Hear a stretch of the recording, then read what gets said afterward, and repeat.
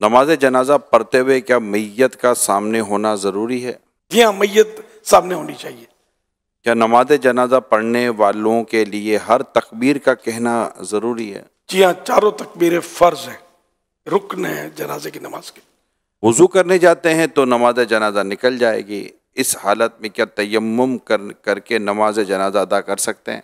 غیر ولی کو نماز جنازہ فوت ہو جانے کا خوف ہو تو تیمم جائز ہے، ولی کو نہیں، کہ اس کا لوگ انتظار کریں گے اور لوگ بے اس کی اجازت کے پڑھ بھی لیں تو یہ دوبارہ پڑھ سکتا ہے۔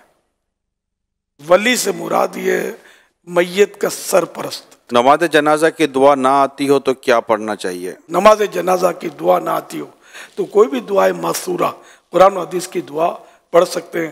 تو دعا کی نیت سے سورہ فاتحہ پڑھنے یا کوئی سی بھی عربی میں دعا پڑھ لی جائے، ربنا آتنا والی جو دعا مشہور ہے یہ بھی پڑھ سکتے ہیں۔ اللہم اغفر لی کہہ دیا، دعا پڑھ لی آپ نے۔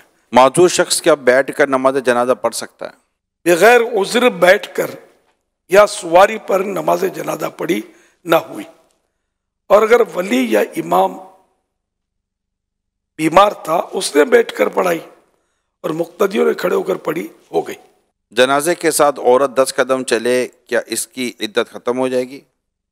عورت کو تو ویسے جنازے میں جانے کی اجازت نہیں ہے، اور عدت کا اس سے کوئی تعلق بھی نہیں ہے 10 قدم چلنے سے۔ عدت تو وہ 4 مہینے 10 دن، جبکہ حاملہ نہ ہو۔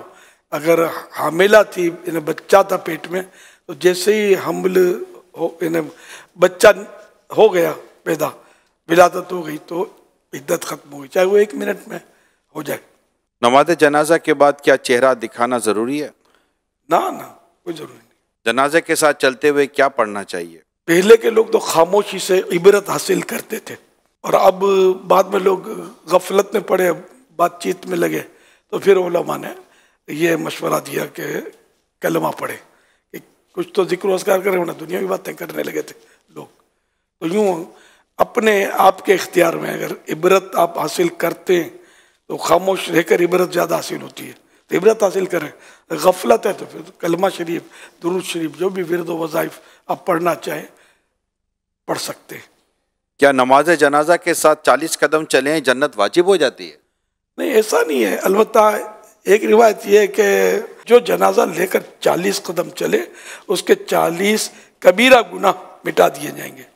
نیز حدیث پاک میں جو جنازے کے چاروں پایوں کو کندھا دے، اللہ پاک اس کی حتمی یعنی مستقل پرماننٹ مغفرت فرما دے گا۔